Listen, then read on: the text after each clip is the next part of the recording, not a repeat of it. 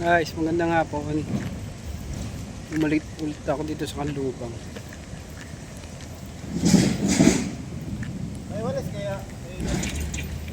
Yung dito sa storage na pinupuntahan ko.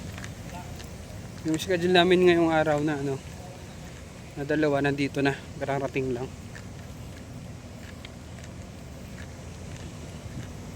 Subcon din siya, NRC tracking. Tapos yung naiwan na truck nung last week, okay na siya. Uuwi lang nung may-ari. Maandar na. Hintayin na lang namin yung maano para ma-unload na. Tapos coordinate ko muna kay Doc tong dalawa para madami na rin. Sana makakasama na sa may baba.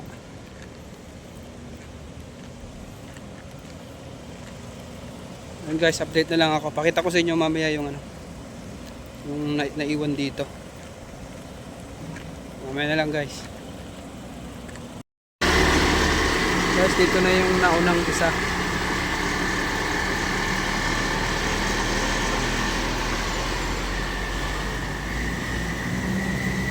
NRC tracking.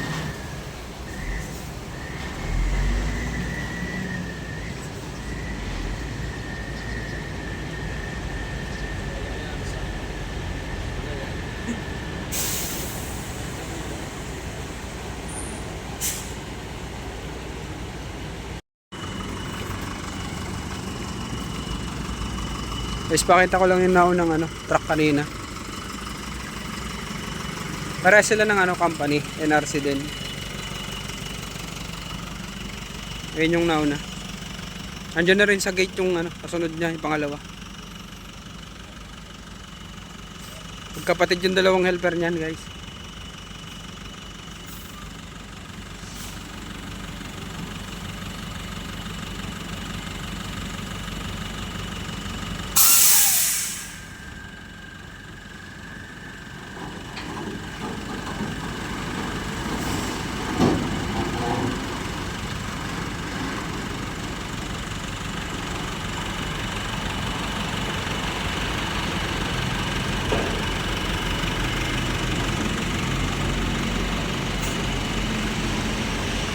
Ito na yung isa guys, pangalawa.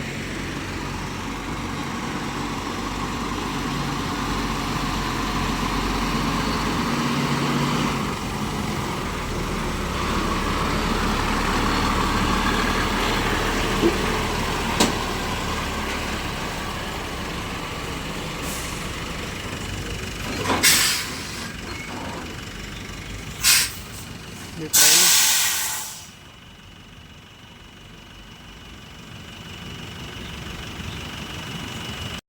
Guys, ito na yung truck na naiwan last week. Ma-under na siya ngayon. Nakasalang sa Dock 34.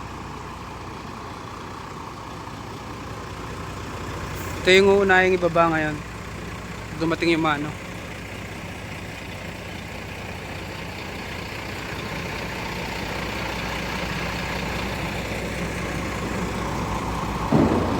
Subcon din yan guys, pati yung dalawang dumating na bago ngayon.